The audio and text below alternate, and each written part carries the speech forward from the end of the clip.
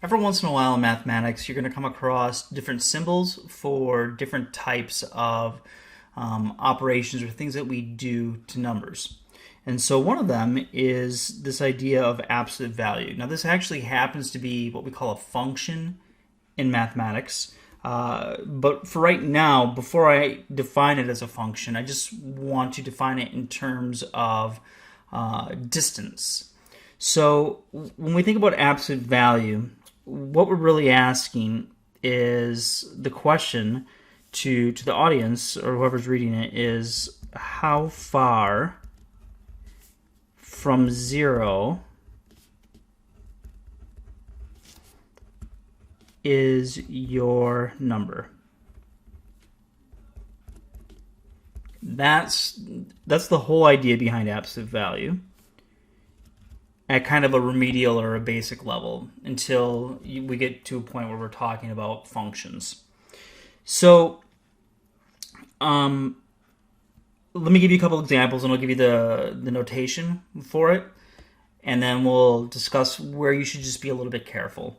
So, when we're dealing with just numbers, it's actually really easy to calculate absolute value. So, the absolute value symbol is like two vertical bars around a number. So let me do -5, like that.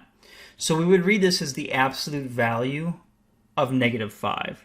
So let me write that down for you. So as this is read as the absolute value of -5.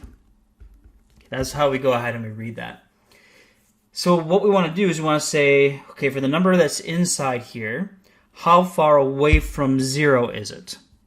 Okay, well, turns out that if I go ahead and draw a number line, here's 0, here's -5, and the distance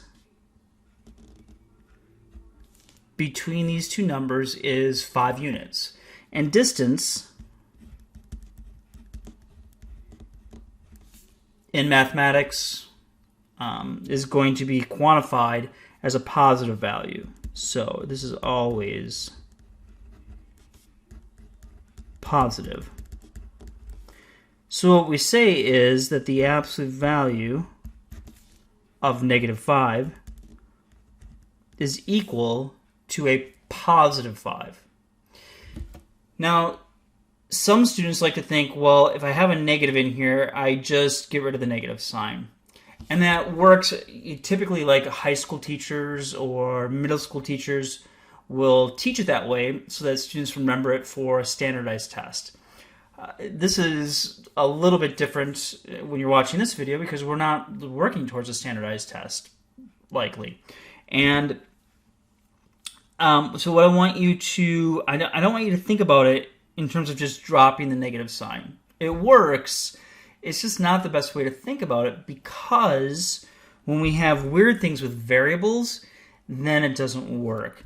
So the careful part, if you were to go on and take more mathematics and study more math, we have to be careful because the absolute value of something like x minus 5 is not necessarily equal to the opposite of this. Some students might say this is x plus 5. Other students might say this is -x plus 5.